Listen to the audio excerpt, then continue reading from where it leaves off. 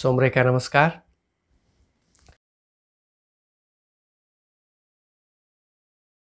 आप सबने एक वाक्य सुना होगा, आईना झूठ नहीं बोलता। आईना का अर्थ दर्पण। दर्पण कभी झूठ नहीं बोलता, सत्य है। दर्पण कभी भी झूठ नहीं बोलता। आइए इस पर एक रोचक कहानी सुनते हैं। एक संत एक जगह से दूसरी जगह जा रहे थे, तो बीच में एक गांव आया। तब शाम हो गया था, तो संत उस गांव में रुक गए। सुबह जब उठे प्रस्थान करने के लिए, तभी क्या हुआ, जिसके घर में रुके हुए थे वो व्यक्ति आया और संत से पूछा, संत जी मैं आपसे क्षमा प्रार्थना करता हूँ। संत बोले, क्यों? न जब आप स्नान के लिए गए थे, आप अपने थैला में क्या रखे हैं? एक जिज्ञासा आया मन में। मैं आपके आज्ञा के बिना आपका झोला देख लिया।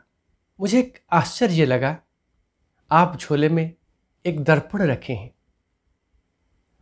तो एक साधु और दर्पण, इसका कुछ मेरे समझ में नहीं आया कि साधु को क्या दर्पण की जरूरत होगा।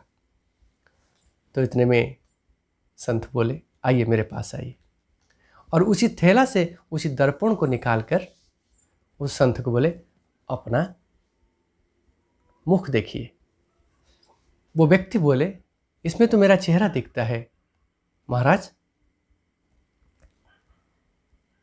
महाराज बोले, हाँ आपकी चेहरा दिखता है, लेकिन इस दर्पण में चेहरा के साथ और भी कुछ प्रतीत होता है, यानी सत्य प्रतीत होता है, जो रोज मैं इसी में देखता हूँ। व्यक्ति बोले, कैसे महाराज? संत बोले, जब आप मुस्कुराते हो तो इसी में मुस्कान प्रतीत होता है, आपके चेहरे के साथ मुस्कान भी प्रतीत होता है। जब आप दुखी होते हो तब भी आपके चेहरे के साथ दर्पण में दुख भी प्रतीत होता है।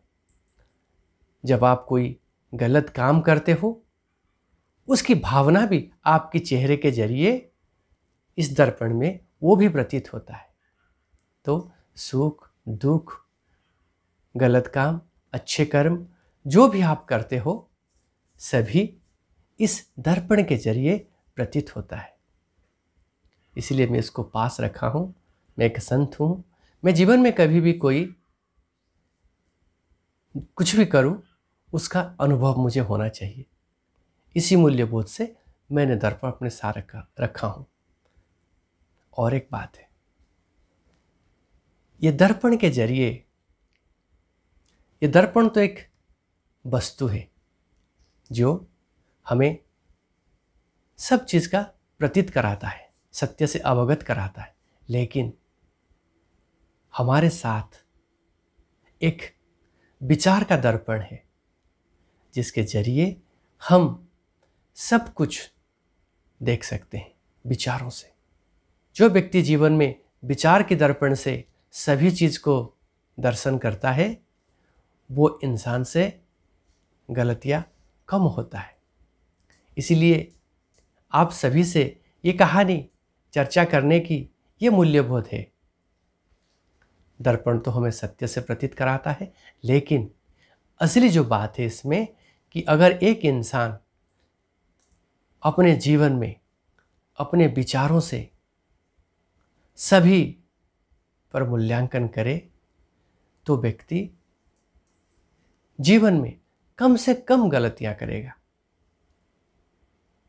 आप कोशिश कीजिए, मैं भी करता हूं, मैं भी कर रहा हूं, आप भी कीजिए, शायद कुछ अच्छा होगा। आज के लिए इतना। नमस्कार।